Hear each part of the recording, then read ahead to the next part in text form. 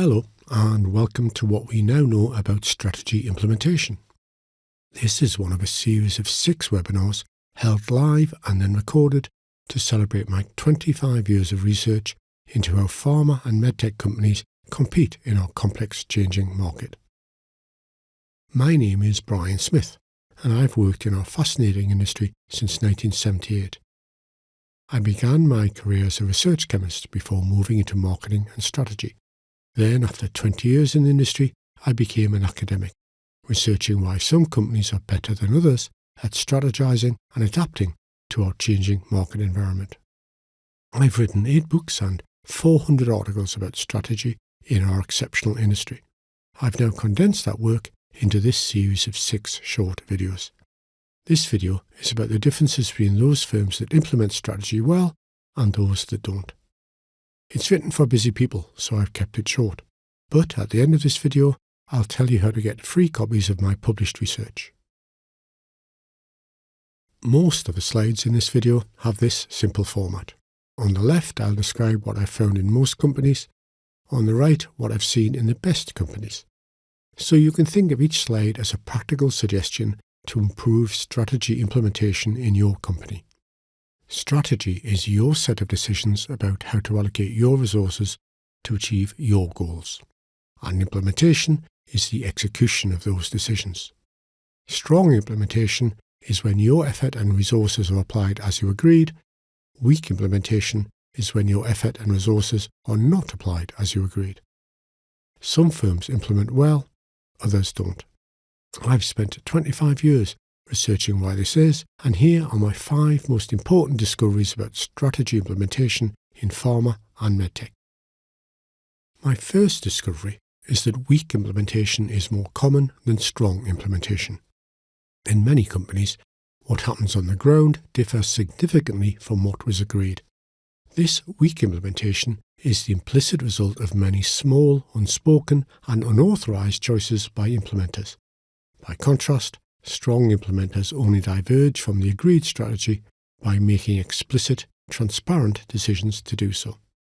So, if you want to be good at strategy implementation, begin by recognizing that weak implementation is common and usually invisible. My second discovery is that strategic plans make implementation difficult. Most firms' strategic plans do not include an explicit statement of the firm's strategic choices. Instead, implementers are asked to commit to tasks and targets, but the guiding strategy is not clear. The best firms separate strategic choices from the operational detail, making it easier for implementers to see what the strategy is and to commit to it. So, if you want to be good at strategy implementation, make the strategy explicit and clear enough for implementers to commit to it. My third discovery is that strategy implementation is made harder by the goal-setting process. Most companies focus on making goals specific and measurable so they can be managed, but they often neglect how goals align to the overall strategy and to the goals of other departments. Strong implementers encourage departments to assess each other's goals, which makes goals consistent with the strategy and synergistic with the goals of other departments. So, if you want to be good at strategy implementation, involve departments in setting each other's goals.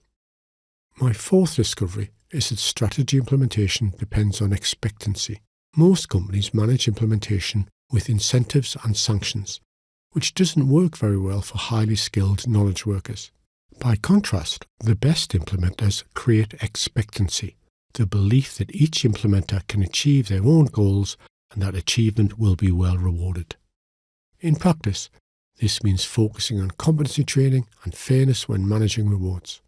So, if you want to be good at strategy implementation, create the expectation that implementation is possible and will be rewarded. My fifth discovery is that commitment to the strategy is not enough. It has to be the right kind of commitment. Most companies focus on commitment to the team and commitment to the paycheck, called normative and continuance commitment respectively. But the best strategy implementers focus on emotional commitment to the values that underpin the strategy, called effective commitment. Effective commitment is created by open discussion of the strategy and by authentic, high-integrity leadership.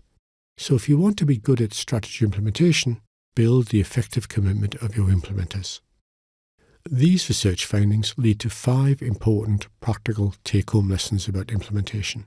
First, be sensitive to the silent subversion of strategy and don't assume that implementation will happen. Second, separate your strategy from the operational detail so that it can be committed to. Third, set functional goals that are aligned to strategy and synergistic with each other. Fourth, manage belief in the achievability of implementation and don't rely on sticks and carrots. Finally, manage commitment to values and not just to rewards and teamwork. Thank you for your attention. This has been a short overview of how the best firms in our industry implement strategy. If you'd like to know more, email me for a selection of my published work or to set up a call. And if any other aspects of my research interest you, please look at the other videos in the series and browse the hundreds of articles on my website.